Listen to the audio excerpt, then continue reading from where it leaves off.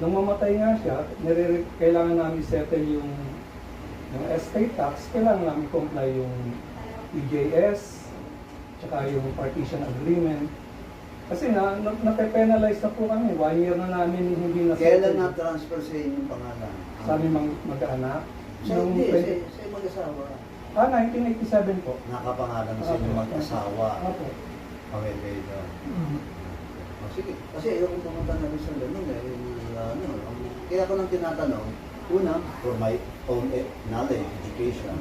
But you see, I suppress myself from giving opinion. But also to highlight anong dapat yung tutukan. Yun ang, ano ba ito, attorney? Natanong nyo pero wala namang comment. Ano ba ang tungkol doon? Yun ang inyo. Yun ang matutulong mo lang sa inyo. Ano ba ang pagkaka-interpret nun? Ganon.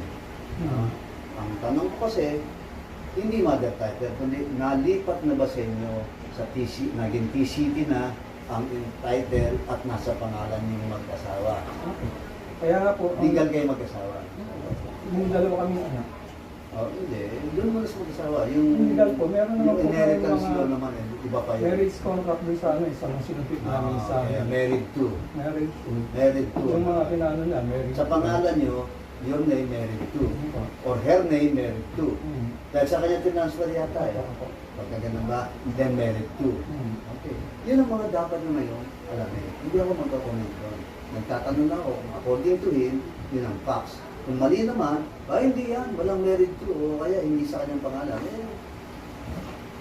The more you can refute that. But if he is stating what are the facts, the only way I can help you is to focus on that.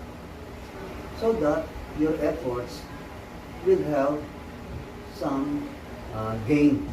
No? Dahil mapupuntahan. Pag wala, pag-usapan nyo ng mga banda. Yun lang ang akin mo.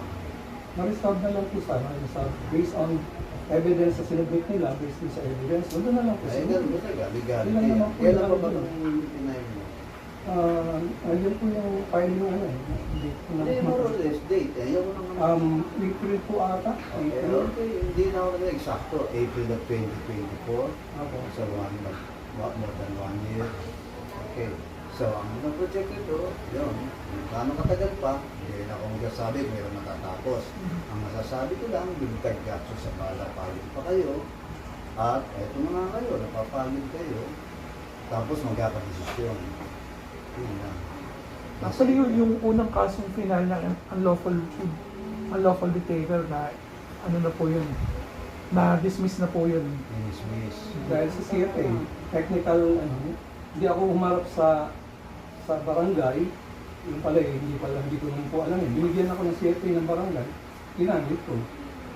Eh, yun na-dismiss. Tapos, Teka. Na-dismiss because hindi marap sa barangay. doon po sa sa barangay reconciliation po ba yun? Hindi, barangay mediation. Ayun, yun po. Hindi ako umaten. Sabi naman ng pwede raw. Hindi binigyan ako. Eh, wala naman po ako alam doon. At yung lawyer ko naman, hindi naman yung sinabi sa Saan akin. na-dismiss on, what do you mean? You say dismiss on technicality. Technicality. Ano raw ang technicality? Yun nga po Efficiency. mali yung CFA ko. Kailangan, nag-comply ako sa 3 consecutive mediation sa barangay na hindi naman ako humarap. Okay. That's ruling yan. Katulad yung UP yan. Within 30 days naman to. At ganoon din kami, may minimum of 30 days. Kasi, not 30 days na tayo, tinignan ko eh. Opo. So with that, nag-comply, nakasunod natin ang order ng korte, nasa inyo naman yan. Dahil may function, hindi man natin makita dahil stalemate kayo, all you have to do is to terminate this. And then tuloy-tuloy kayo sa pag-aasikaso. Ang malinaw, sa dulo, merong mananalo, may matatalo. Yan ang problema. Win dito, sana win-win kayo. Merong ligayan.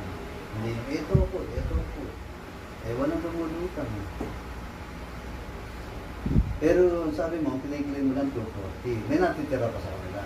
Wala po, kasi nga po, na-transfer sa amin mag-aamay yung eh.